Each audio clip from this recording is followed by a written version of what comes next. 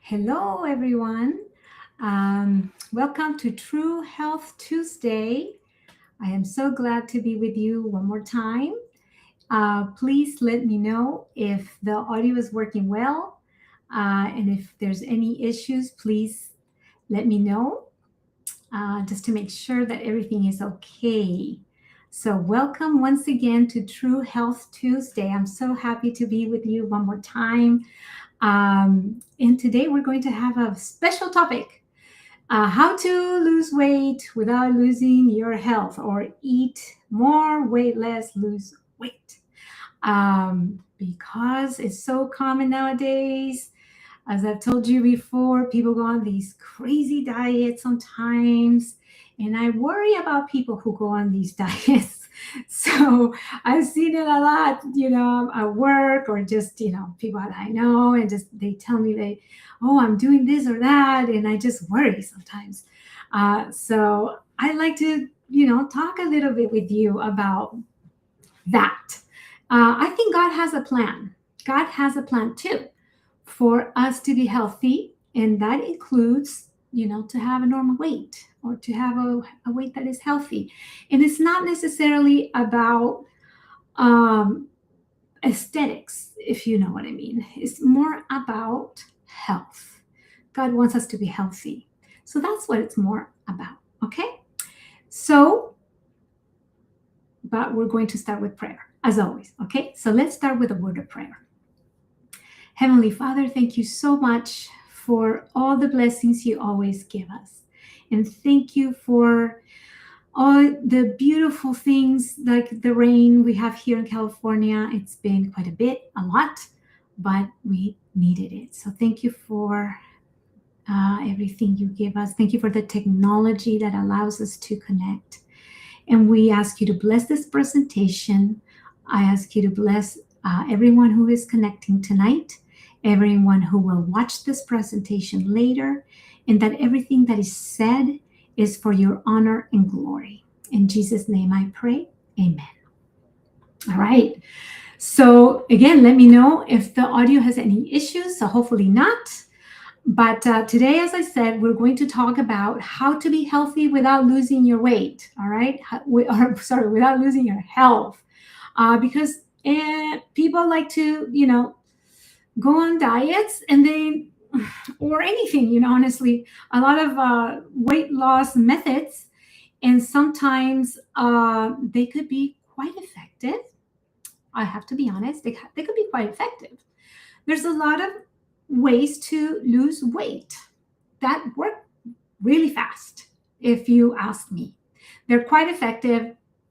In fact, this is what happens, okay? People lose weight quite rapidly sometimes, and then they feel great.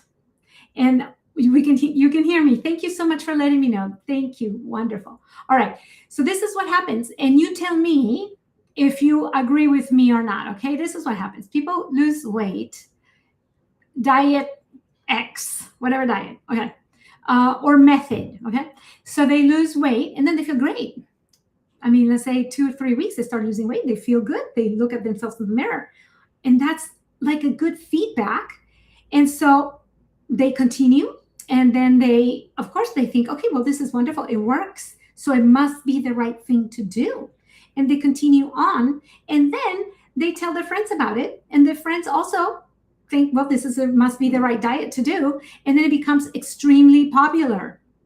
And so it's the fad diet of the moment, and everybody wants to do it. And of course, if you look at your scale and it's giving you a good number, it must be the right diet then. And let me tell you what, also, sometimes it even gives you a good glucose number, for instance. So you must think, okay, well, this is the perfect diet. Not only do I lose weight, it lowered my glucose. But what about 6 months down the road? What about a year down the road? What about 2 years? What about 5 years down the road? Have they told you, the studies? Have there been any studies even? Has anyone studied this particular diet 5 years down the road? What are the side effects? What are the, complications? maybe the person who wrote the book or who's making those videos on YouTube or whatever, they probably haven't told you anything about those side effects or potential complications of this method or diet down the road, 5 years, 10 years. And that's very unfortunate, because I think a lot of the diets become really popular because they're very effective short term. And it is true. And so I'm just going to say it. The keto diet, for instance, is extremely effective short term. People lose weight. Yes, absolutely, they lose weight. Do their glucose numbers become better? Yes. A1C, the glucose, that average number for 3 months, does it get better? Yes, absolutely. Your numbers will shine. They will be wonderful. So people go, well, this must be the right diet because I'm getting better. I'm losing weight. My A1C or my fasting glucose looks amazing. So it must be the perfect diet. But what they might not know is that, and I think I've told you this before, especially in the diabetes series, we did a 4-part series on diabetes. So if you haven't watched it and you're interested, you can go to my website. That's probably the easiest way to find it. You can go to my website, healthfortoday.net, and I have a section above that says presentations. And if you click there, you'll find the presentations that I'm doing here, True Health Tuesday. So that made it easier for you to find. And there's a 4-part series on diabetes. And I talk about this specific thing there as well. And so this is what happens when you eat a high-fat diet. High-protein diet tends to be a high-fat diet as well. So yes, your numbers are going to drop really fast. But unfortunately, when we consume a high-fat diet, a high-protein diet, especially animal protein diet, you're not realizing potentially that you are becoming more and more and more insulin resistant. You might not realize it because you're not consuming a high-carb diet. So as long as you don't eat any carbs, it's not going to be reflected in your blood sugar because you're not eating any carbs. So yes, you're going to check your blood sugar. You might even have a continuous monitor, glucose monitor. So yes, your blood sugars are going to look perfect, wonderful. But with time, you're becoming more and more glucose insensitive, to the point that, let's say, most people who go on a keto diet, they have a very hard time keeping that keto diet long term because our bodies are really not made for that. We're not made to eat low carb. Our bodies are really made to use carbohydrates as the main fuel. So most people have intense cravings for carbs 6 months, a year after they're following this diet.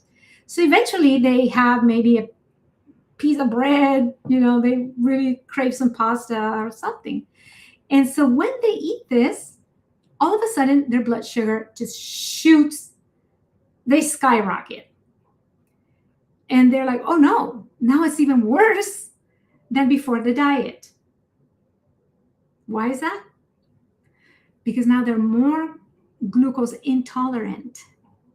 Now they're more insulin resistant than before they started the diet because they've been on a high-fat diet for this whole time. So I made a video about this in Spanish in my Spanish channel, and I titled the video, Why the Keto Diet is the Worst Diet for Diabetics. And it's the one video with the most thumbs down. People hate that video. All the people who love the keto diet hate that video. Understandably so. I understand. But I used all the science. I put all the, you know how I am. I put all the science to demonstrate that this wasn't just my opinion. It's backed with, studies, good research. And it is what it is. People can agree to disagree.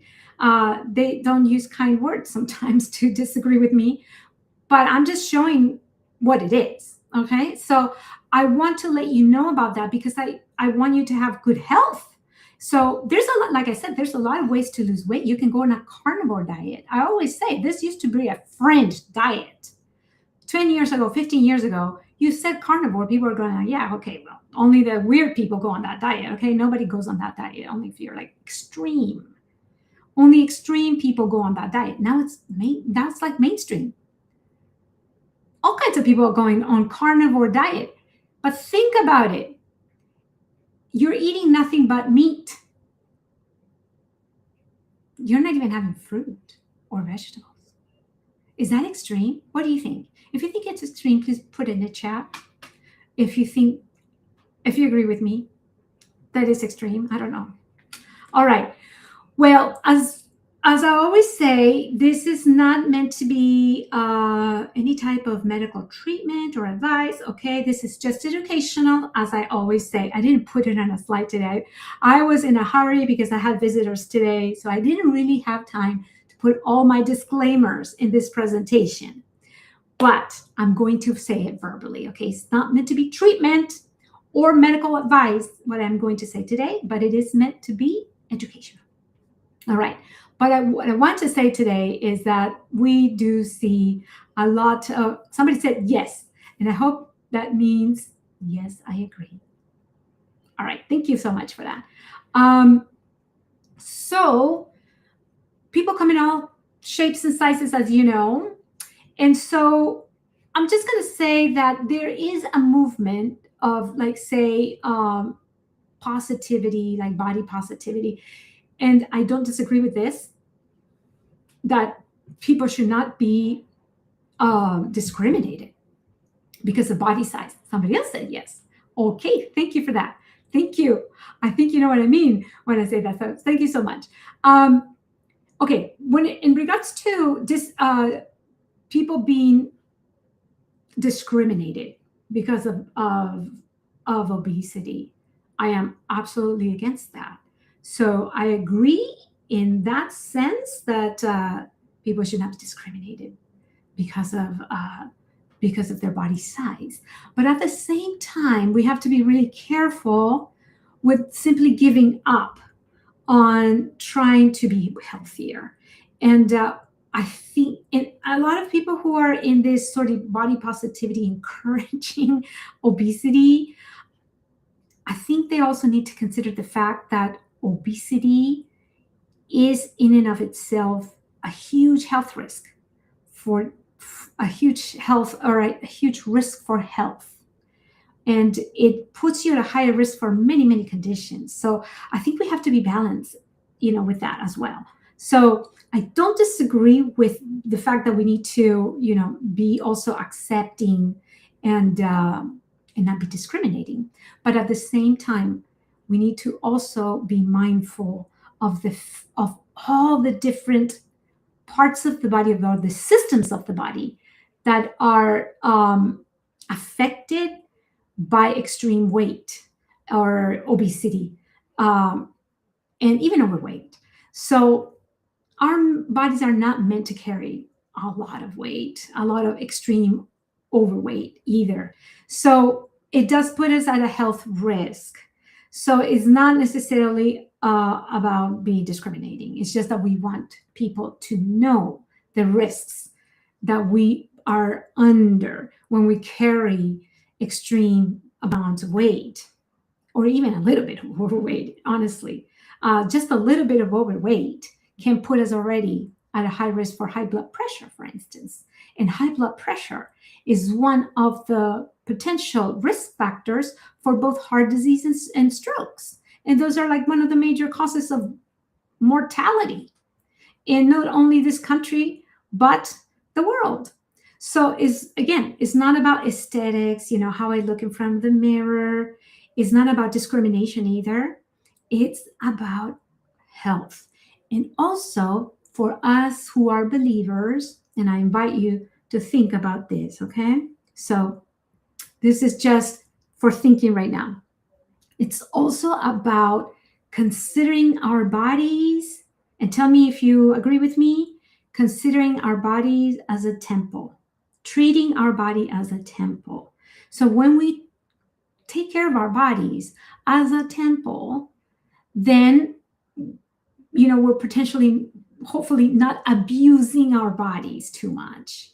And I think that will naturally lead us to a healthier weight. And maybe that should be the focus as opposed to focusing on losing the weight only. You know what I mean? So when we focus on treating our body as a temple and not necessarily focus only on weight loss, I think the weight will come off in a more natural way and not in a obsessive way, if you know what I mean. Hopefully that I'm transmitting that idea in a healthy way. Okay. And hopefully I'm transmitting that idea and you're getting it. So put it in the chat if you know what I mean. All right. I want to show you some maps, and these are from the CDC. I've been using them for years, but it just kind of gives you an idea of the transformation, metamorphosis, if you will, of just the United States. This has happened all over the world, actually. But since most of us, I think a good chunk of us that you're watching tonight are in the United States. But if you're not, then let me just tell you that this is a reflection of what's happening in the whole world. So what you're going to see here in these maps is a reflection of what's happening everywhere. So this is just an example. You're welcome. All right. So let me show you. This is the map of obesity in 1985, 41 years ago. And you can see at the bottom the percentages, okay? You're very welcome. Oh, yes. Okay. So thank you for teaching us this wonderful message. Please, I would like to contact you about the American Lifestyle Medicine. I am a member of the American College of Lifestyle Medicine. I would like to enroll, and I am becoming a medical missionary. Oh, that's a wonderful, wonderful thing. So yes, go ahead and send me a message through my website, Health for Today. No, oh geez, I'm forgetting my own website. Healthfortoday.net. Okay, too many things in my mind right now. Healthfortoday.net. That's where you should go, and then go to contact, and I'll be getting your message through there. So that's a wonderful, wonderful thing. Absolutely. All right, look at this map right now. I'm going to be going through the maps really quick so that you can see the transformation, because the colors indicate the percentage of people in those states that have overweight or obesity, actually, obesity in particular, obesity. Okay, so what you see is the darker colors indicate more obesity. So the darker blue is 10 to 14%, and the lighter blue is less than 10%, okay? So that's what you're going to see. So that's 1985. Okay, 1986, 1987. Do you see the darker blue? More darker blue? 1988, 1989, 1990. You see much more darker and less the white, right? Less of white, lots like the darker blue is getting everywhere. This is 1990. Okay, 1991. We see a new color. Do you see it? New color. It's a new category now. 1991, there's a new category. The darker blue, 15 to 19% of the population in those states with the darker blue have between 15 to 19%. So a new category was created in 1991. Okay, 91, 92, 93. You see the darker blue just... Do you see what color disappeared?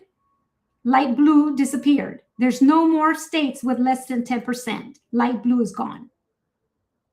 Okay, so only like the medium blue now, which used to be the darker blue, and the dark blue, like navy blue.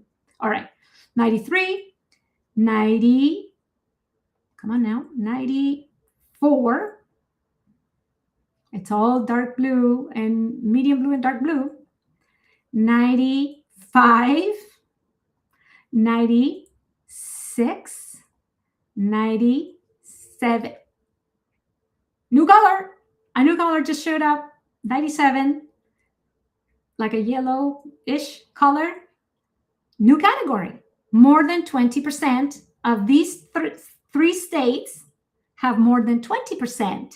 1997, a new category showed up. More than 20% of these people in these states have obesity. 1997. Okay, 1998, 1999. Whoa, look at that yellow. Exploding all of a sudden. Year 2000, 2001. Do you see? New color. A dark orange showed up for the first time, 2001. A new state, a new category, more than 25% for the first time, 2001. 2002, 2003. See the darker orange now starting to spread? 2004. The dark blue is disappearing. That was like the top number now, and now it's disappearing. 2005, new color again. A darker, like a dark red now, is the new category, more than 30%. More than 30%, 2005. See what's going on here? 2006, 2007, 2008. Soon there's going to be a change because they changed the whole methodology of how they actually collect the data, okay? So there's going to be a break here. 2009, look at all the dark red now. Look at all the states that have more than 30%. 2010. See what's happening? Okay, this is where they changed the methodology. So they changed all the callers. So now instead of people calling on their landline, because guess what? People don't have landlines anymore. So now they're calling people on their cell phones. So now the whole thing changed because younger people have cell phones. So now everything changed. So the people who are answering the phone are younger. Everything had to change. That's why they changed the colors. So now that we have new colors, new categories, blah, blah, blah. So everything's a little bit different now. But we have new numbers, new everything. So 2011, 2012, but generally the darker colors are still higher numbers. And 2013, and now again, we see darker colors showing up. 2014, 2015. See what's going on? Same thing. So new trends, or new maps, but the trends are still the same. 2006, 17, 18. They're still happening. What year is this? 2000, I think 20, 21, 22. And you know what? I don't know what's happening at the CDC. Okay, these numbers are from the CDC. It used to be really easy to get these maps. Last year I had gotten them was 2022, and I hadn't been to the CDC website where I could get these maps in 2 years. And I went there and I couldn't find the 2023 map. It's really hard to find these maps now for some reason. I don't know what happened. I don't know who's in charge there anymore, but the maps are really hard to get. It's not easy to navigate that website. I don't know what happened. But for some reason, I couldn't find the 2023 map. And but I was able to find the 2024 map, and it's all weird now. It doesn't really make sense. I'm not sure who's keeping track of things over there anymore. So anyway, I think up until 2022, the data was really making a lot of sense. Now it kind of was strange, so I don't know what happened. But you were able to see what was going up at least until 2022. The data was, you saw what the trend was pretty clearly. Now, I really want to show you also what maybe could be behind those numbers? Maybe. Look at the trend for food. But interestingly, you would have thought, well, maybe a lot of people are eating a lot more ice cream. And this map or this graph starts in 1970. And 1970 is really when obesity started really going up a lot. But look at ice cream, kind of stayed the same. Yogurt started going up a little bit. Low-fat ice cream stayed the same. So it's not the low-fat craze. From 1970 to 2010 stayed the same. But what went up a lot? What went up a lot? In the dairy, at least. Do you know? Do you see? What's that blue line?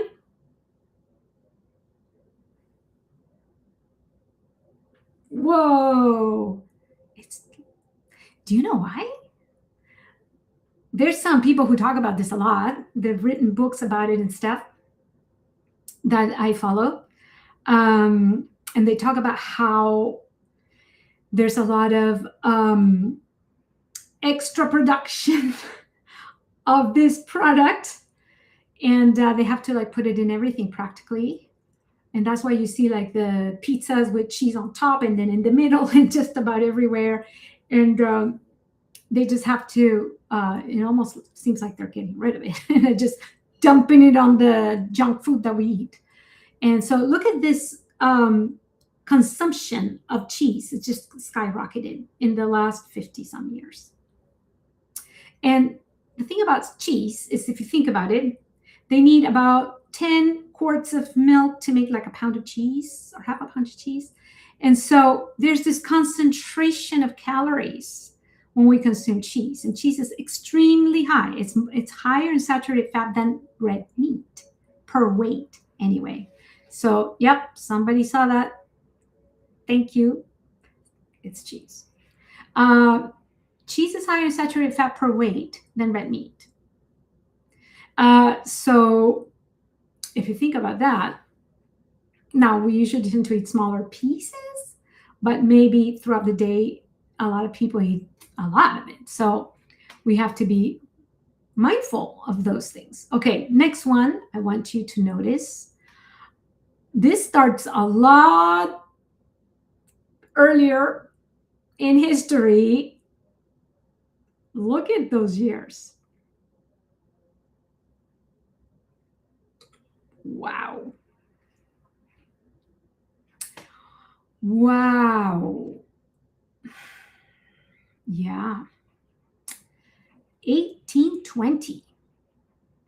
And the consumption of what now?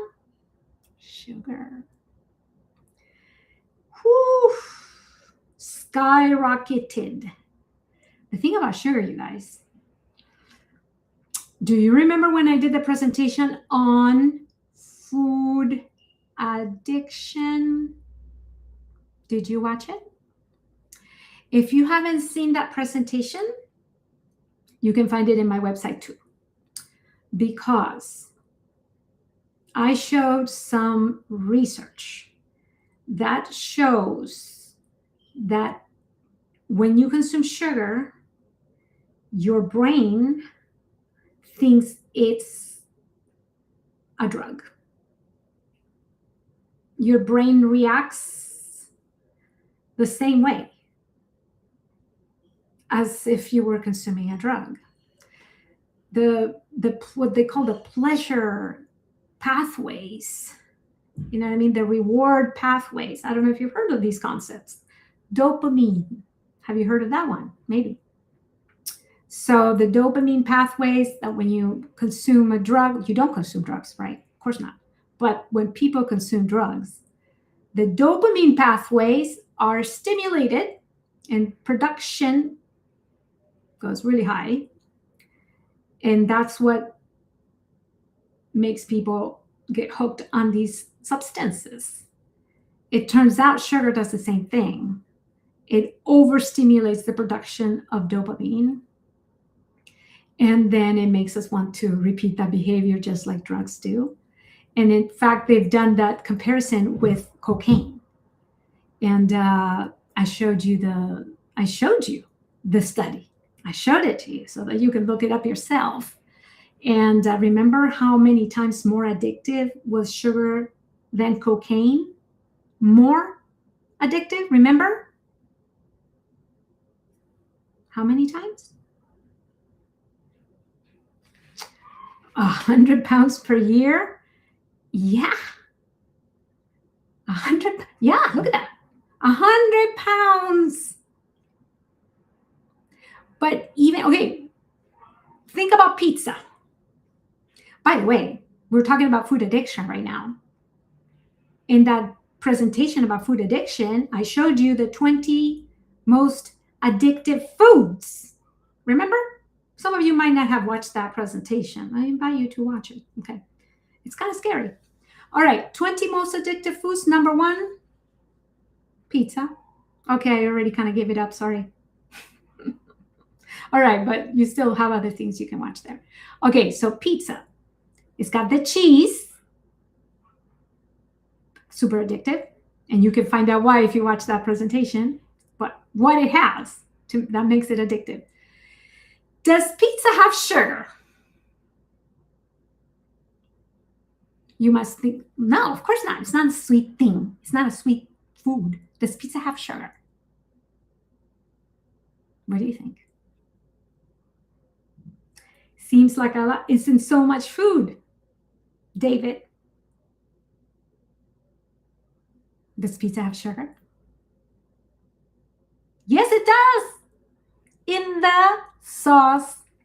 So you're right. It's in a lot of food. In fact, when I'm talking about that addictivity of sugar, it's in a lot of junk food that is not sweet, you guys. It's savory stuff. So yes, it's in a lot of food, but not just sweet food. So yes, you're right.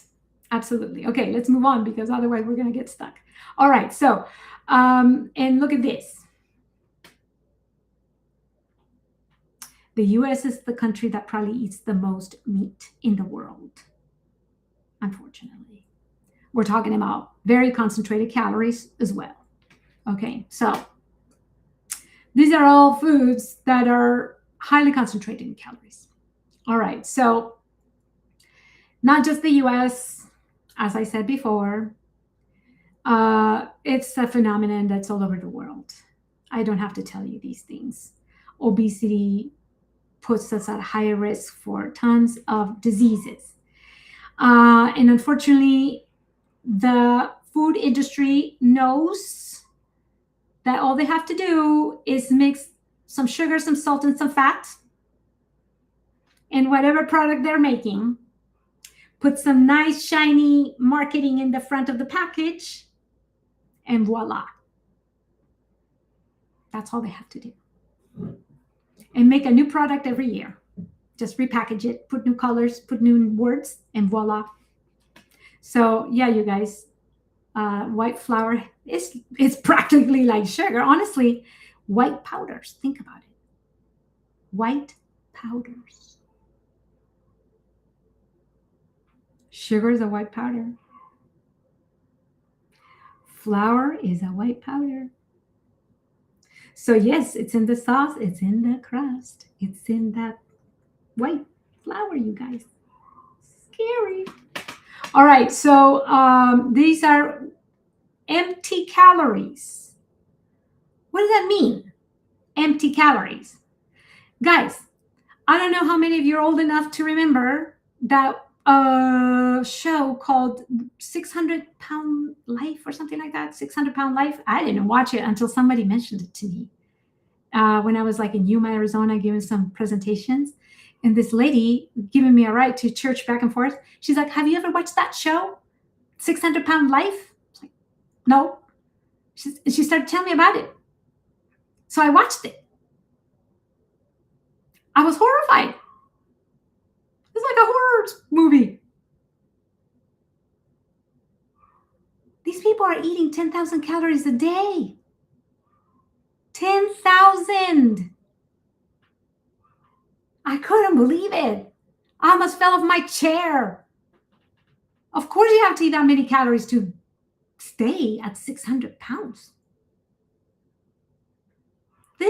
food, you can eat 5,000, 6,000, 7,000 calories a day and still be deficient in minerals, vitamins, phytochemicals, antioxidants. This is not food.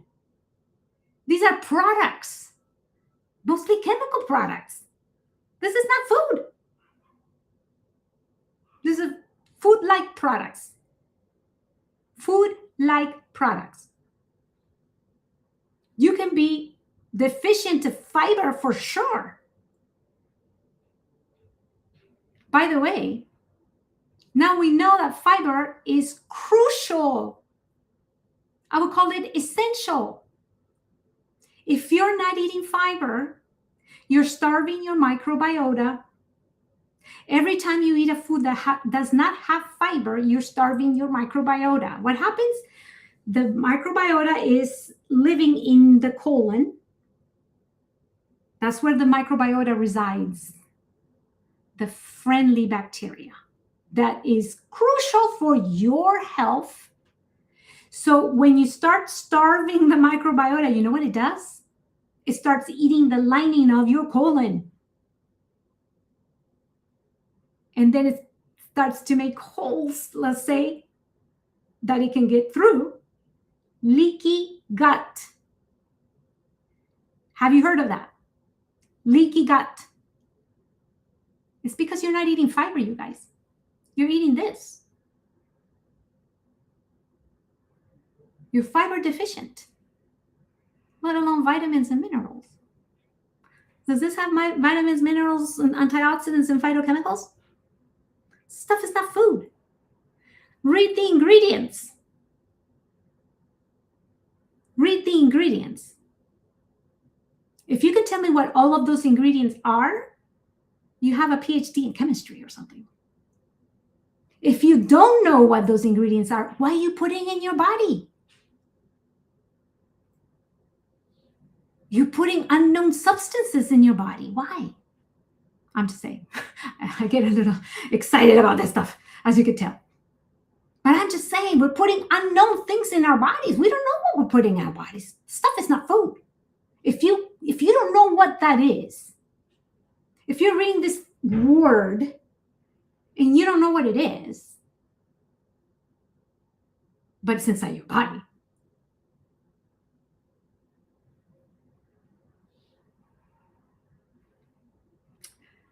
I'm just trying to make you think about it. Okay, that's all. Okay, now look at this. Look at this comparison, you guys. One simple little apple has 80 calories. You cut up that apple, you add flour and sugar, butter, make it into a pie, cut a piece of pie, put some ice cream on top, and all of a sudden it becomes apple pie a la mode. 480 calories.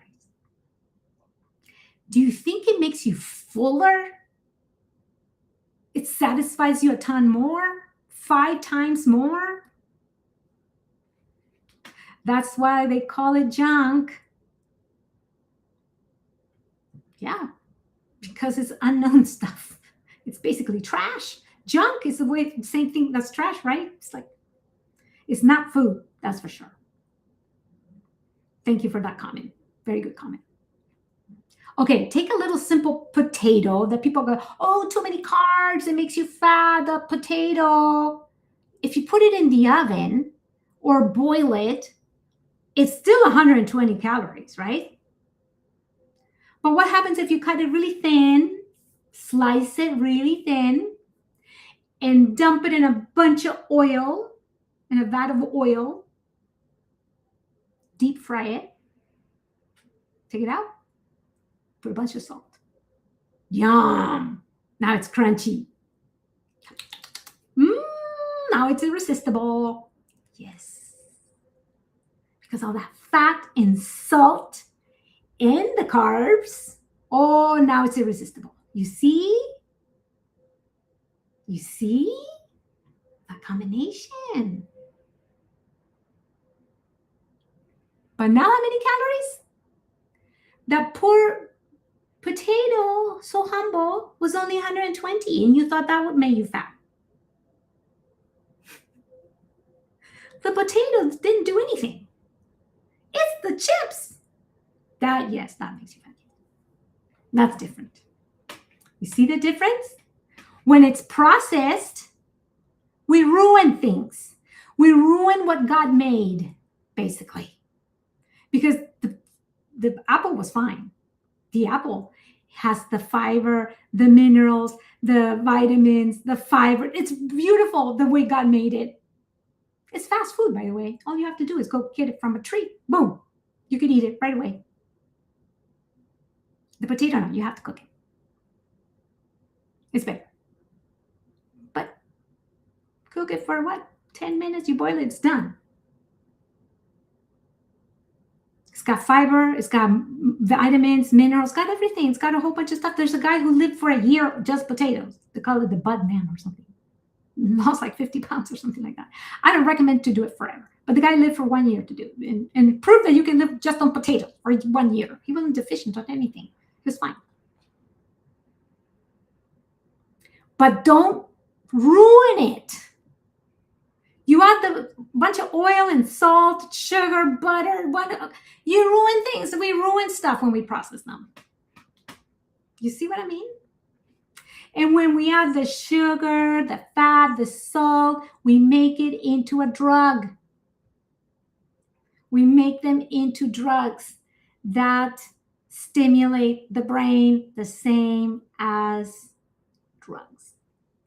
I'm not kidding. Watch that other presentation. I go into that a lot deeper, but basically it's the same reward area of the brain.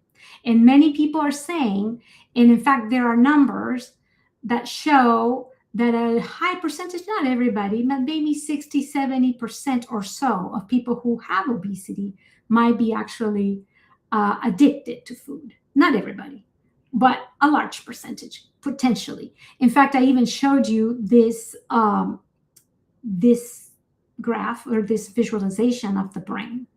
And I don't know if you remember, but the red means dopamine. And a person who is addicted has lost the dopamine receptors because of the overstimulation of the brain.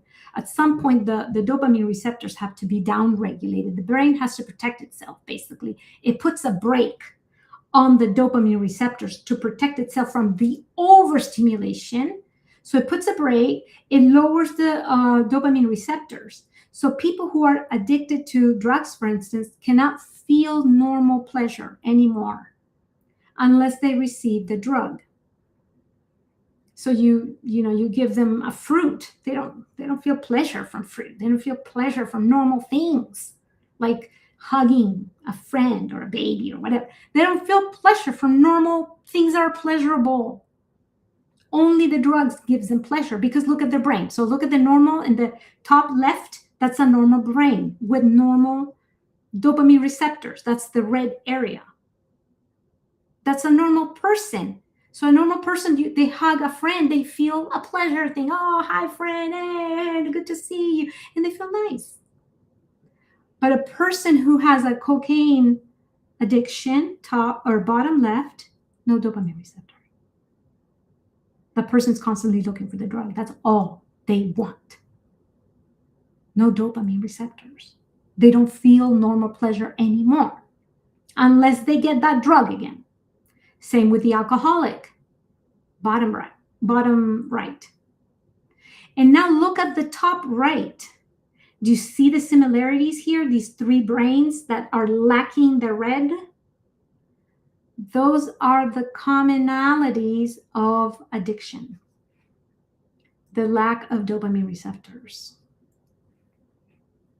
That's unfortunate. So again, that happens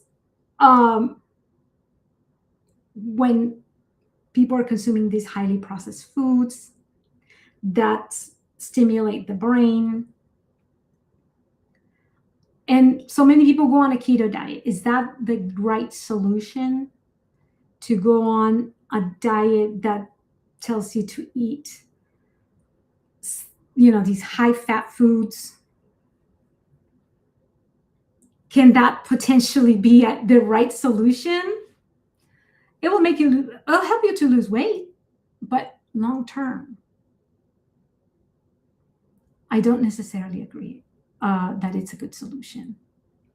In fact, when I was talking about the keto or intermittent fasting, I don't know if you remember, but we were talking about the intermittent fasting actually producing the effects, the beneficial effects of the keto diet without the long-term negative effects of the keto diet. So if you want to know more about that, I recommend you go to that presentation on fasting, because there are benefits that were actually known of fasting. And then it was kind of difficult to use fasting on little children, and it was needed though. So they invented the keto diet to mimic fasting, actually. It's very interesting. So I actually recommend you look at that. But we're going to talk about a little bit about the weight loss benefits of the keto diet in a little bit. But that's going to be as part of, I'm going to talk about really quick the 10 ways you can lose weight without the negative effects of a lot of these diets. Okay, so losing weight, gaining health instead of losing health. What do you think about that? Which one is better, to lose weight while losing your health as well, or lose weight while gaining health? I would think it's better to lose weight while gaining health instead of losing health. All right, so let's start with number one. Number one is to eat the only diet that has proven or been shown with very good research and evidence that can not only help you to lose the weight, but can also help you to both prevent or reverse the most important chronic diseases in our age. Heart disease, some of the cancers, some strokes, diabetes, even Alzheimer's disease. The whole food plant-based diet has been proven to be the one diet that helps you with almost all of those things. And what is a whole food plant-based diet? It's not the same as a vegan diet, by the way.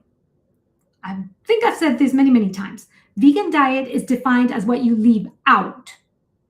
Whole food plant-based diet is defined by what you bring in. Two different things. What you leave out is basically, in the vegan diet, like all animal foods. But what are you eating? You could be eating junk. That's not what we're talking about here. When we talk about the whole food plant-based diet, well, we define it what we're actually eating, which is whole food plant-based. So somebody said here, lose weight and gain health. That's a much better choice. I agree with you. Yes, absolutely. All right. So what's whole food? Whole foods are foods that are not processed.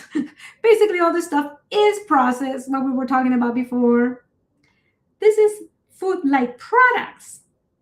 What we want is whole foods, like the ones in this picture. Things you get from the earth, from a tree, like in their natural state. And like the other ones that are like ultra-processed foods. This stuff is not really food. All right. And then we said whole food plant-based. In other words, plants. Not things that come from a plant, like in a processing plant. Not that kind of plant. Actually, plant that comes, that has roots in, the soil. This is animal foods. They're not plants. They're animals. And so what's wrong with them? Well, here it is. Here's the thing. These foods don't have fiber. So remember what I said every time. What happens every time you eat something that doesn't have fiber? You starve what was that again? Microbiota. What's that again? Microbiota. That's a weird word. That's a newer word actually for the gut flora, the friendly bacteria So it's a fancier word now, they use that. So microbiota is basically the friendly bacteria that lives in your gut. And if you don't have the good bacteria, guess what's going to happen? It's kind of like when you don't water your lawn and it dies. If you have a lawn, that is, of course. If you have a lawn and you don't water it, it dies. What's going to grow instead? Weeds. Same in your gut. If you don't feed the good bacteria, they die. What grows instead? Bad bacteria. Do you really want that? I doubt it. So, somebody's laughing. I must have said something funny. Anyway, don't starve your good bacteria, because if you starve your good bacteria, you're going to get bad bacteria. That's not good. So, what's a good bacteria need to eat? Fiber and resistant starch. So anytime you eat any food that doesn't have fiber, your good bacteria gets nothing. Nada. Zero. Okay. How do we overcome cravings and addictions to processed foods? Excellent question. That's the question of the century. I'm not kidding. Yes, that's a really good question. So I talk a lot about this in the presentation of food addiction. So it's really difficult. So honestly, it's bottom line is abstinence, just like any drug. The two most important things. So there's been a lot of research on food addiction, okay? And there's different philosophies on what you need to do. Some people go mindful eating, but some people like, if you mindfully eat sugar, you're still going to be addicted to sugar. So I kind of agree with that. So I think it's kind of like a drug. You can't just be moderate with, heroin. You know what I mean? Honestly, you can do moderation with cocaine or alcohol if you're an alcoholic. So the best thing is to stay away from things that are addictive. So I am from that camp, from that philosophy that the best thing is to completely stay away, abstinence. And the two most addictive things, according to research, are sugar and flour. Sugar and flour. There's other things, of course. So I showed you the 20 most addictive foods. And so they have a combination sugar and flour, but the combination sugar and flour and salt. And there's, like meat. A lot of meat products tend to be quite addictive. And cheese. Oh my goodness. I tell you why cheese is addictive. There's a component in cheese. Should I tell you? Should I spoil it for you? I'll just spoil it for you. Okay. If you eat cheese, okay, here's the thing, okay? I told you that you need a bunch of milk to make cheese. So when they coagulate the cheese, you get whey, right? And then you get the curdle part of it, which is the casein. So there's two proteins in milk. And the most important part, the bigger part, is the casein. That's the protein. And the other part that they use it for making protein powders, so they still get money out of it, right? So they make the protein powders, that's whey. With the casein, that's what they squish and make into cheese. Casein, that's the other protein. When you eat it and digest it, the casein, casein, when you digest that protein, it becomes another substance called casomorphine. Casomorphine. What did that sound to you like? Casomorphine. Casomorphine. Does it sound like something to you? Casomorphine. It's an opiate.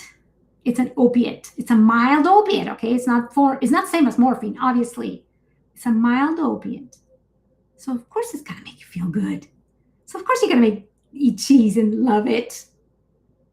Of course. Especially when it stretches, right? Of course. It's delicious. I'm not gonna deny it. Of course it's delicious. because it's got casomorphine. That's why. So I think it's best to stay away, honestly, if you want me to be honest. So that's step number one for any addiction is abstinence. The cravings are going to come back, just like with any addictive substance. I mean, alcoholics will tell you, any addicted person will tell you the cravings will come back. You have to ride them out. You have to crowd out that, those foods with good foods. And we're going to talk about more about, what you can do to lower the sort of cravings. Okay, so we're going to talk a little bit about more a little about that. So okay, so here we have some other more things here. All right, so glucose manager straight from the garden. Straight from the garden. Straight from the garden. That's a good one. All right, let's see. Sugar, flour, salt, and cheese need digestive enzymes. People want real solutions. Abstinence isn't for everyone. Yes. Now, it is difficult. It is difficult. So there's some harm reduction you can do. And it is true that some people are okay with not necessarily doing abstinence. Some people can do sort of harm reduction. And some people, if they do harm reduction, they basically go back to the addictive substance, basically. So everybody's a little different. You are correct about that. So it depends on the person. So just tell people on autopsy the adrenals are deformed after drinking coffee, and cheese needs to be cured for past 1 year to release the chemical.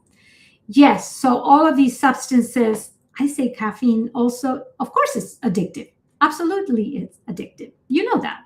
If you drink 2 cups of coffee for 5 years and you stop drinking it cold turkey, what's going to happen? It's going to give you headaches. Why? Because your body has become dependent. So it's also a drug in a way. It does cause dependence. Absolutely. Not every addiction is inherently bad. Okay.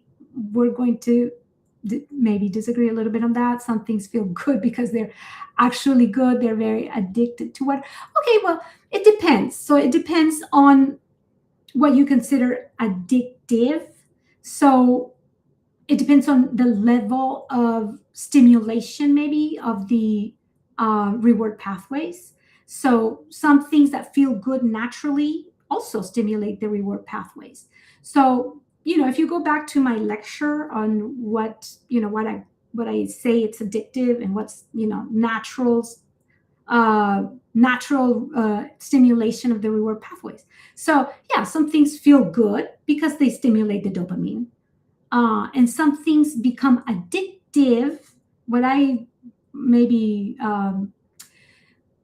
say it's addictive, or what my definition of addictiveness is, when overstimulation of the dopamine production. And so those substances tend to be a lot more than just maybe normal things. And people can become addicted maybe to exercise, for instance, things like that, because of the endorphins and things like that. So people can become addicted to good things potentially. That is true.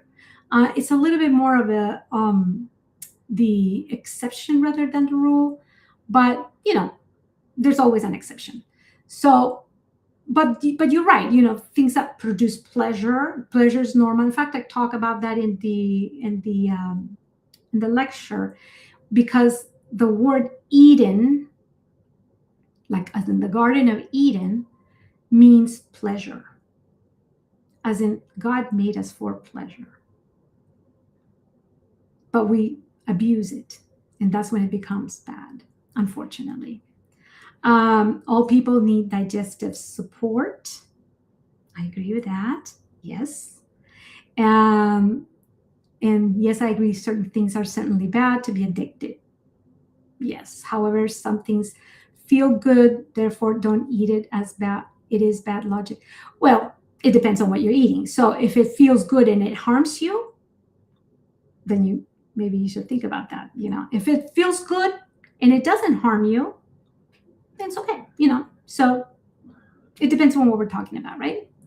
So I'm not addicted to water or air. Water, air is not bad. Okay. And, but yeah, I agree that cheese can be addictive. People can overeat it. The reasons casomorphins are addicted is because babies.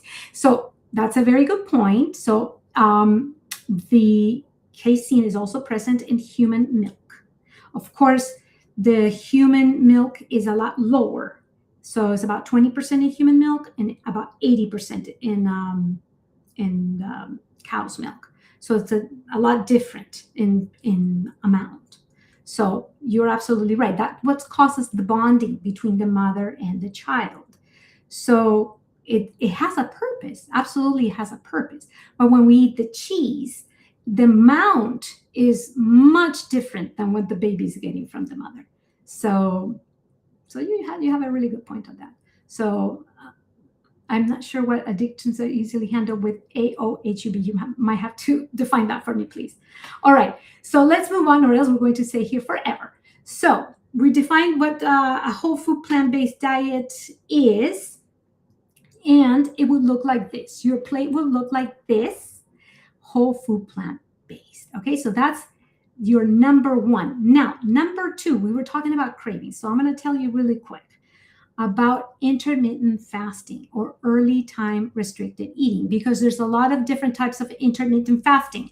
I talk about this in that presentation. So if you want all the details, go to that presentation, because I'm going to go through this fast right now because I already talked about it. So if you want to really, really know more about this in detail, please go to that presentation. But early time restricted eating is a type of intermittent fasting. They're not all the same. This type of intermittent fasting means you eat earlier in the day. It's not the kind where you skip breakfast at eating later. That's not what I mean. This kind of intermittent fasting has shown, look, please look at the screen. Not all the types of intermittent fasting do this. Are you looking?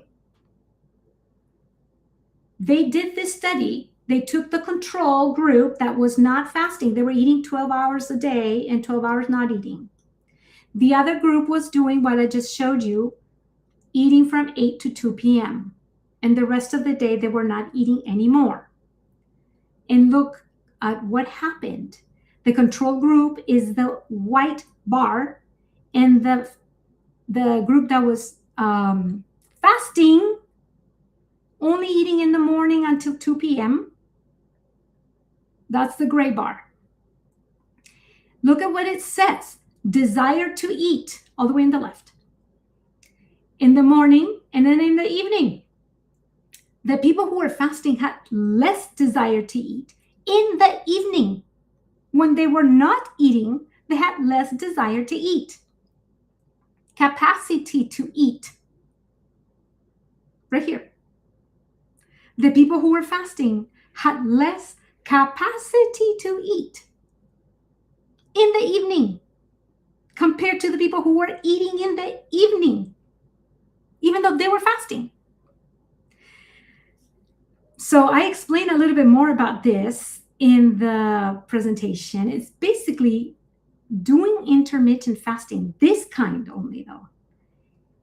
It regulates your appetite hormones, including GLP-1. It regulates your appetite hormones, including GLP-1. It lowers your appetite. I show all the science in that presentation. I don't have time to go over it here. But doing this kind of intermittent fasting lowers your appetite. And you have less appetite in the evening. Okay, I'm getting a lot of things. So you're not addicted to air. Try and go in 5 minutes without. Okay, what you need air. Okay, do you see what I mean? It's ironic to put X over meat and eggs.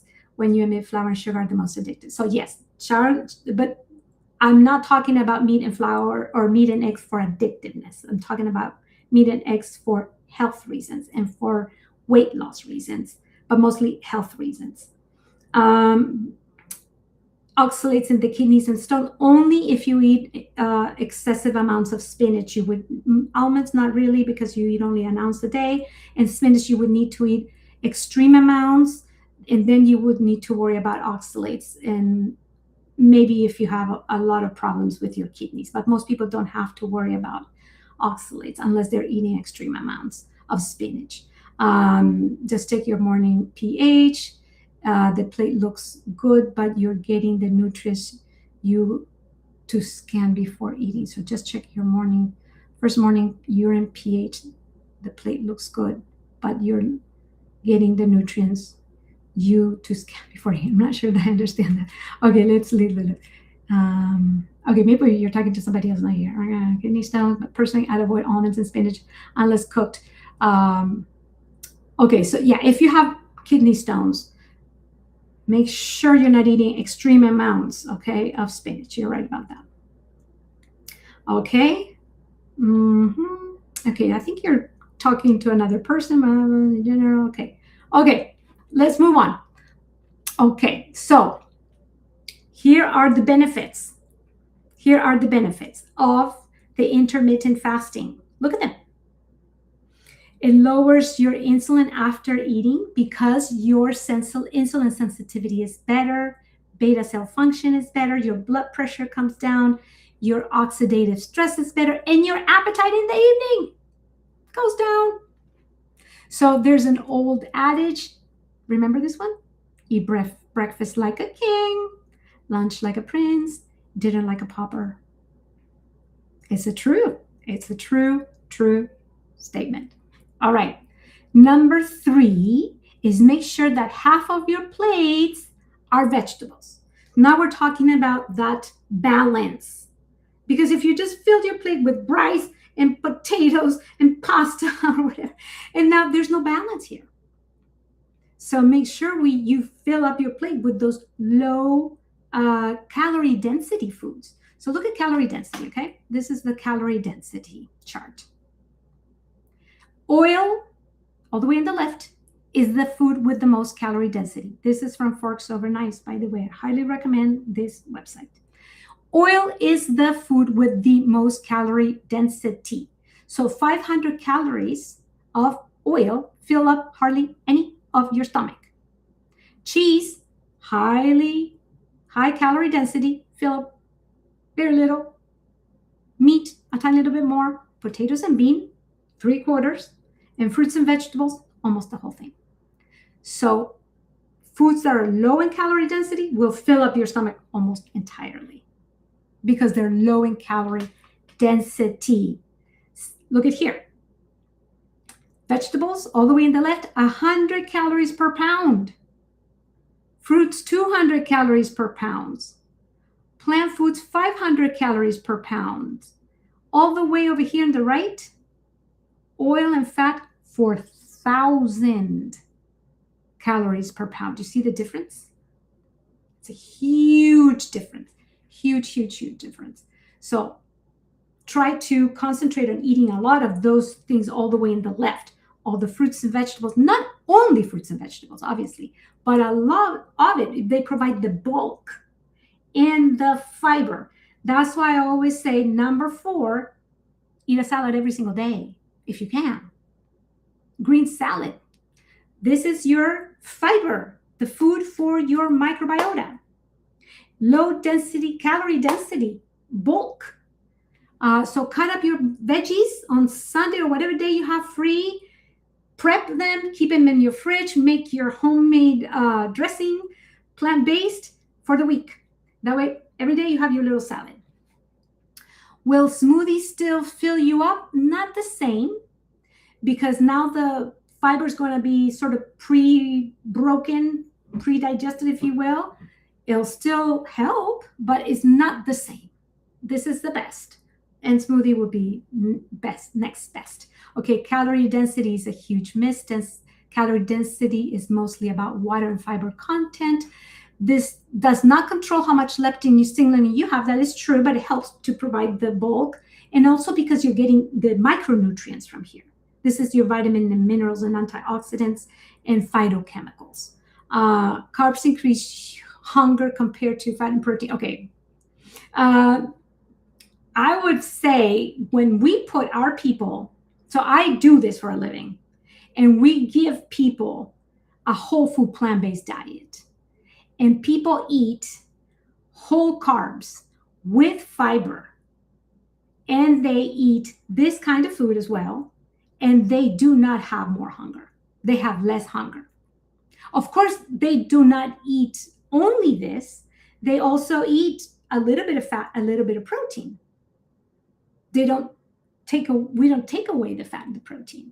It's a combination. This is not the only thing they're going to eat. So we do add dressings made with cashews, for instance. That is required for the absorption of the fat-soluble vitamins in the salad. So I always say, make your dressing for the salad at home, like made out of cashew. So it's not a fat-free diet. Not a fat-free diet. So that will help with the satiety as well. But carbs do not increase hunger. They actually lower hunger. I can show you all kinds of the studies for that. So this is Dr. Furman's food pyramid based on his principles of the equation nutrition or health equals nutrient over calories.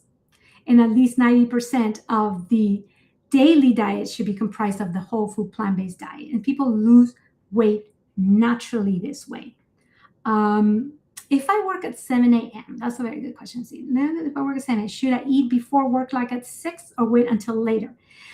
It just depends on what your schedule is. It depends on what time is your break, and whether you can eat more or less between maybe no more than 2 hours, hopefully after you get up. So because otherwise there's so much data on skipping breakfast. And you know what sumo wrestlers do to gain weight? I was just reading about this 2 days ago. One of the techniques sumo wrestlers do to gain weight is skip breakfast and eat late at night. This is a strategy sumo wrestlers do to gain weight. So skipping breakfast is a strategy for gaining weight. Meats also have vitamins and minerals, antioxidants, phytochemicals, but not nearly as much as fruits and vegetables, especially phytochemicals. Phyto means plant. So meat does not have phytochemicals by definition. And with your current argument, this is compared to what their standard diet. I'm not sure what that means. I'm not sure what your question is, but phytochemicals by definition are only in plants, by definition. All right. And in fact, now that you're saying that, let me show you this chart. So 100 calories, okay? And what you're seeing are 4 different kinds of food. So we have 100. In fact, let me make it bigger so that you can see it better. Okay, 100 calories of broccoli, steak, romaine lettuce, and kale. And then we're comparing protein, calcium, iron, magnesium, potassium, fiber, phytochemicals. Like I said, phytochemicals by definition are only found in plants. Antioxidants, folate, vitamin B2, niacin, zinc, vitamin C, vitamin A, vitamin E, cholesterol, and saturated fat. Okay. The only 2 things, okay, let's start from the very top. What has more protein? 100 calories of broccoli, steak, romaine lettuce, or kale? Look at it very carefully. Which has more protein per calorie? 100 calories of protein, steak, romaine lettuce, or kale? Which one has more protein? Just look at it. This is per calorie, not per weight. Next, which one has more calcium? And you can see, I'm just going to say it so people who are maybe listening, the one that wins here per calorie is broccoli. Broccoli has the most protein per calorie at 11 grams. Steak has 6, romaine lettuce has 7, and kale has 7. Okay, next is calcium. Which has more calcium per calorie? Broccoli, steak, romaine lettuce, or kale? Kale has 257 milligrams of calcium per 100 calories. Steak has 2. Okay, next, iron. People tell you need red meat for the iron. Okay, let's look at iron. Which one has more iron per 100 calories? Broccoli, steak, romaine lettuce, or kale? Which one has the most amount of iron? Look at it. 2.2 milligrams for the broccoli, 0.8 milligrams for the steak, 5.7 milligrams for romaine lettuce. Now, you're going to have to eat a big salad every day if you want that much. But you can vary. I don't recommend eating the same thing every day, okay? One day your broccoli, the next day your romaine lettuce, next day your kale, then eat your collard greens. I mean, eat different things because you're going to get different things every day, okay? Variety is best. Okay, magnesium. Which one has most magnesium? You can see it right there. Romaine lettuce. Which one has most potassium? Lettuce, but kale is very close. Next, fiber. Steak has 0. As we said, the animal foods have none. Phytochemicals, none. None. By definition, antioxidants, the steak has none. Folate, of course, the plants will have a lot more, and you can go down the line. The only thing that that the steak will win, it will be cholesterol and saturated fat. That the steak will have more, absolutely, for sure, absolutely. So you can see these are. I didn't make these up. But somebody is not agreeing. The chart is wrong because the steak has 0 phytochemicals. So you can look up the word phyto. The word phyto is a Latin word that means plant. The word phyto means plant. So it's impossible for steaks to have phytochemicals because the steak is not a plant. So by definition, a steak will not have phytochemicals because it's defined as chemicals only found in plants. So it's impossible for a steak to have phytochemicals. I'm sorry, but that's just the definition. Plants could have vitamin A because they have beta carotene. So that's what it means here. It's the beta carotene. So yes, you're right. It's beta carotene. That's what it has. So you eat the beta carotene, gets converted to vitamin A. So that's what it is. Yes, you do need vitamin C for good iron uptake. Absolutely. Yes, you do. You do. All right. So let's move on. Okay. Now, what I recommend is to eat grains in their intact form rather than flour, because this way you get the best quality of the fiber. Flour, for people who are a little bit addicted to food, can be problematic. So if you can eat the flours intact, that's better. And of course, if they're whole grain, that's best. Not all whole grains are equal. Eating a granola bar is not the same as eating a bowl of oats. Eating, cold cereal is not the same as eating wheat berries. Just saying. Okay. So here we go. Today is a lot of comments. So yes, I know the word root means plant. It actually goes into meat because cow eats grass. There's might be traces, but very, very little. So I don't think there's enough to really make a difference. There might be some traces in some of the maybe grass-fed, but most people don't eat that much because it's very expensive. So traces at the most. Let's see what else. Okay. Let's see. Oops. No, I can't get it. All right. Let me see. Okay, here we go. What's a good combination? Good combination of. Okay, let's see. Okay, what good combination? Okay, so anything that has like vegetables are very good source of vitamin C. So for instance, the beans with vegetables with salad, those are very good. Beans with salad like lentils and vegetables, and you serve them with a salad. Those are very good combinations.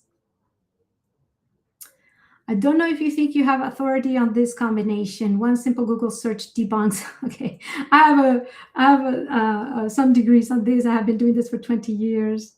Now you're changing your goalposts on phytochemicals. Like I said, you don't get enough phytochemicals from traces. You need to eat fruits and vegetables. So I don't. Also, because the meat is a very excellent source of, like I said, saturated fat and cholesterol. So I don't agree with eating it. And you don't get any of the fiber. So, okay, you were just saying the definition. By definition, like I said, phytochemical, the source is plants. So I still stand by that. Let's see.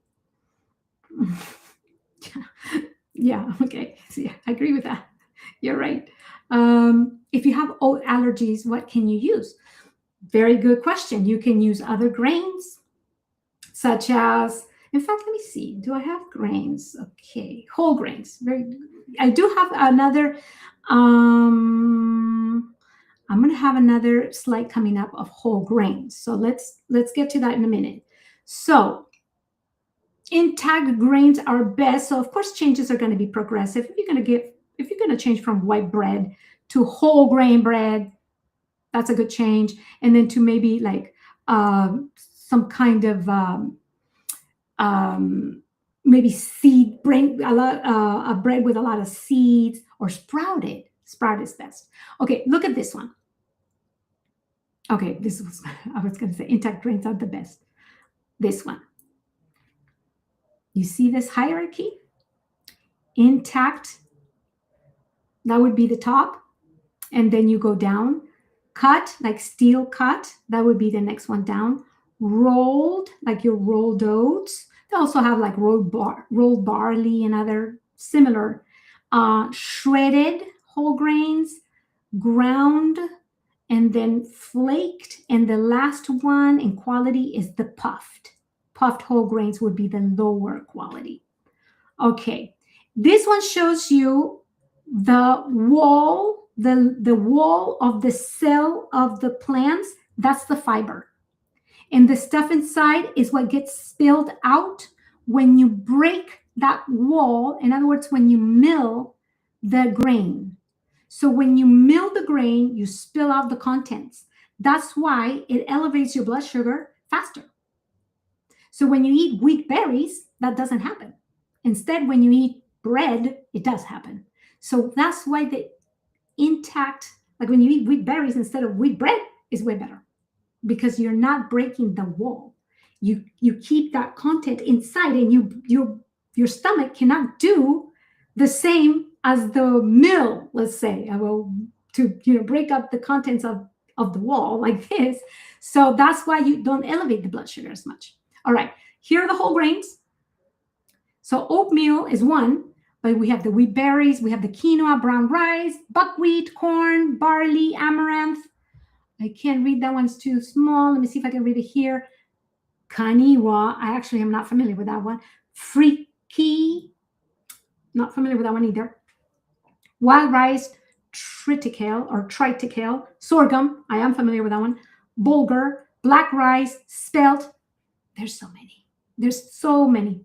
Actually, I tried teff the other day. No, in fact, I tried it like last year. Delicious. Ethiopian. Oh my goodness, that's delicious. All right.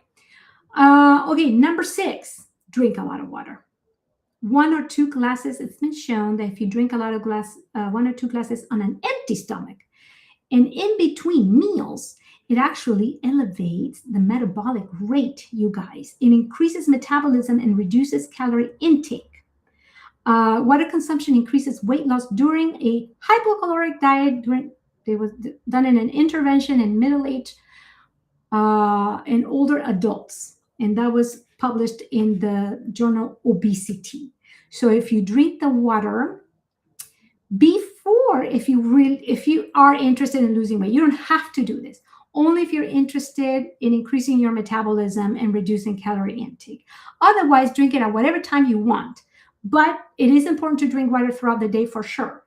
Now, if you do it before breakfast, it does increase your metabolism and it does reduce food consumption. Just FYI. Okay, next. If you want to, okay, so this is, pay attention to this, okay? What's the best time to, people ask me this all the time. What is the best time to exercise? It depends. If you are not diabetic and you want to lose weight, the best time to exercise is before breakfast. If you want, don't have to, but if you want, if you exercise before breakfast, what happens? You have hopefully fasted throughout the night. Obviously, if you've been eating at night, you're not fasted. But if you have fasted throughout the night, especially if you ate somewhat early, then that's the ideal. If you ate an early dinner or no dinner, you are fasted in the morning. Therefore, you go for a walk, you're burning fat as opposed to sugars. You're burning fat. That's excellent if you want to lose weight, all right? If you're diabetic, though, the best time to exercise is after meals. Why? Because your blood sugar goes up after eating. And if you go for that walk right after eating, you avoid that peak sugar. So you go for a walk right away, and the peak sugar is not quite as high. In fact, it is recommended that you go for a walk instead of going for like a long walk, 1 hour, 1 hour and a half, or whatever. Split it into 3 if you can. If you eat 3 times a day, split it into 3. So go for a 10, 15, 20-minute walk after each meal. It is super extraordinarily effective in reducing your sugar throughout the day. So that is the absolute most recommended, shown by research to work the best. Okay, here's another tip. If you want, this is totally optional. Have you heard of HIIT, high intensity interval training?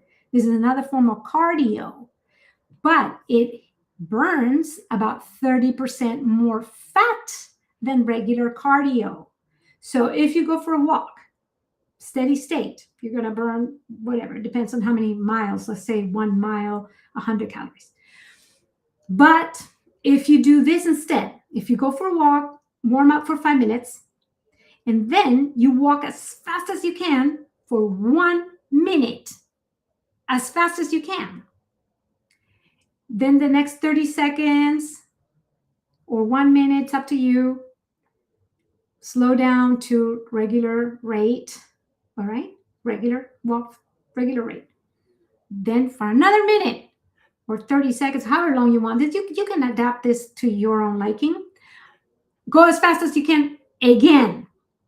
And so you repeat this cycle of do it super fast and then back to regular. Super fast, back to your regular. You do that for 20 minutes. That's the high intensity interval training. Only 20 minutes. And then the last 5 is a cool down. So warm up, 20 minutes of HIIT and 5 minutes of cool down. 30 minutes total. It burns 30% more fat than if you had done the 30-minute steady state. Optional, but that's what it does. Can you take a walk before breakfast and after meals when you're diabetic? Technically, yes. But if you are on insulin, you have to be mindful, careful that your sugars don't go down too much. That's the only thing that I would be careful with, if you are on insulin especially. So I would be careful with that. So it depends on you. It depends on your diet. You only know yourself. So if you have any risk of your sugars going too low, don't do it.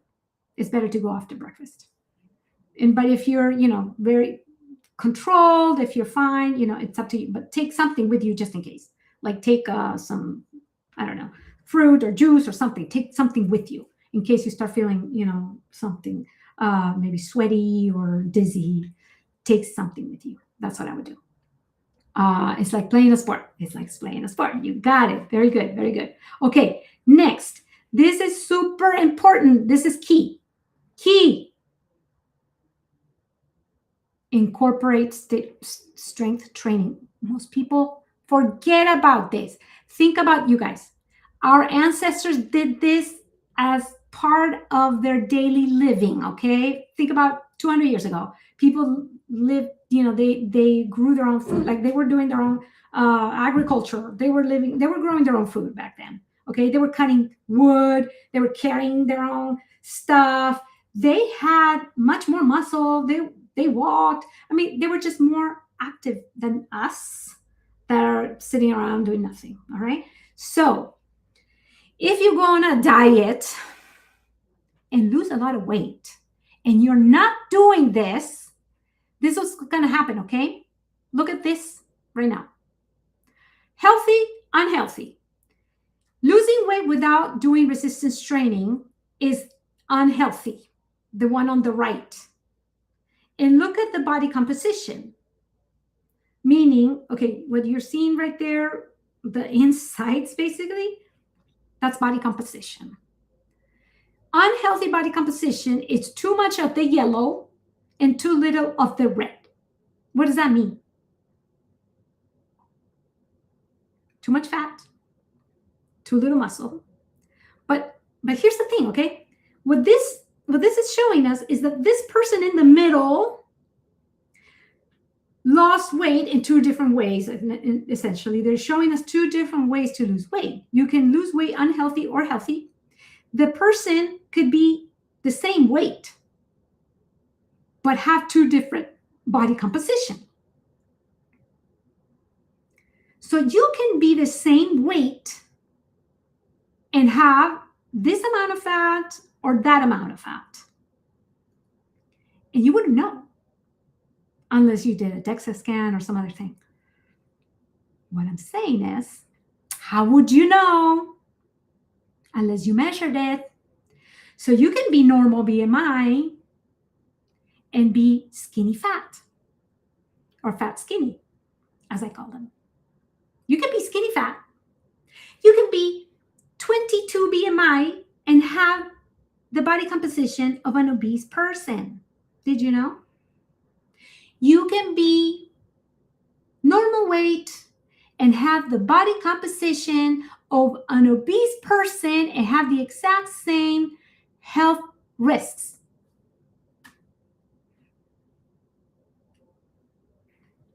Look at this picture. Picture on the right, picture on the left says me at 130 pounds. Picture on the right says me at 130 pounds. It's the same person. Looks radically different though. BMI is not the most important measure because you're not taking into account body composition.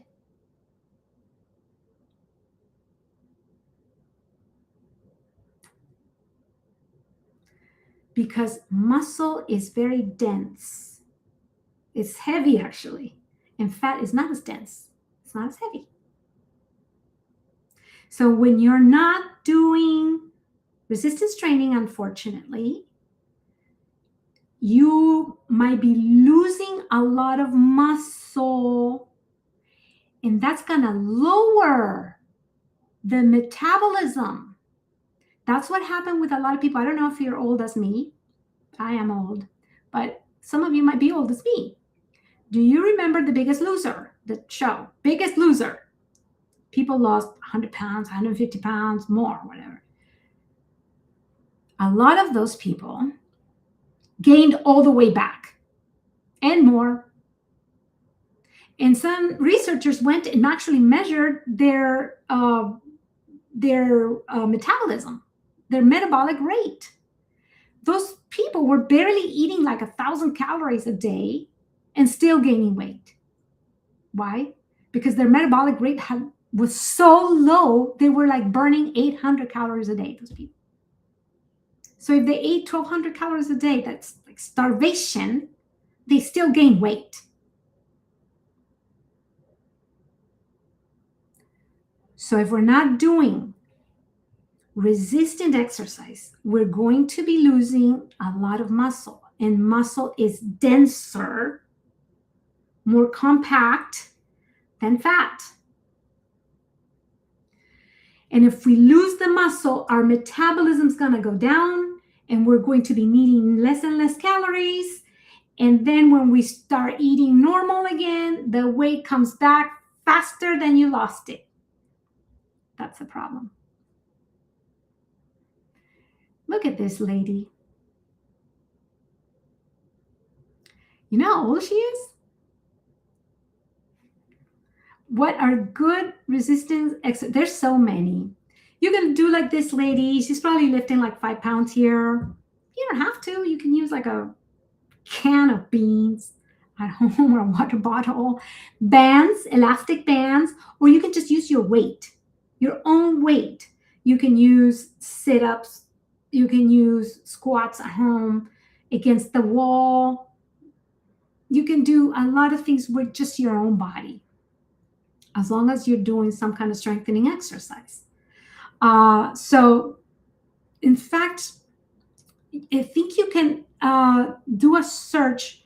I don't have it with me right here, but I think you can do a search online. And the state of California has like a free PDF. It's called Power Up in 10. Power Up in 10. And it's like a family. I have it coming up. Okay, I have it coming up. Sorry, I'll show it to you in a minute. Let me just show you one more slide. This lady was, okay, sorry. This lady is 101. 101. She's from Loma Linda.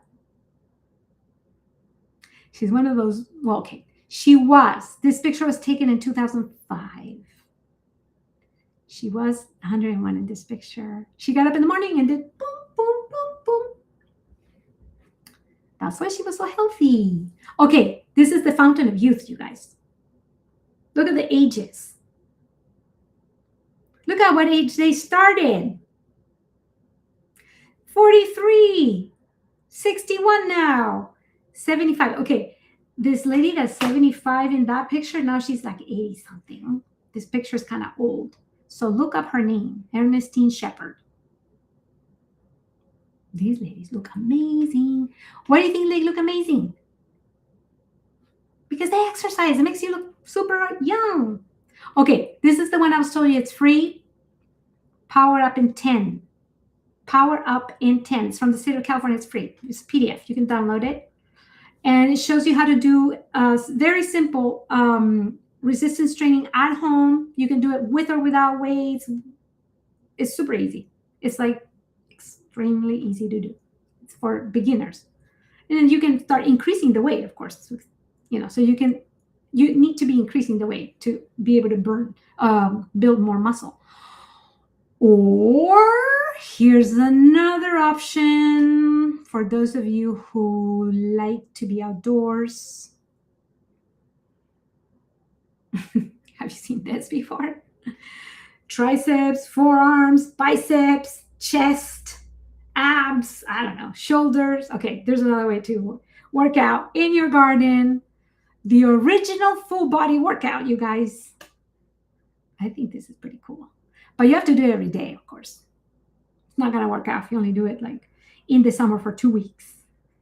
All right. Number 10, last one, proper sleep. Did you know that there's studies that people who get 6 hours or less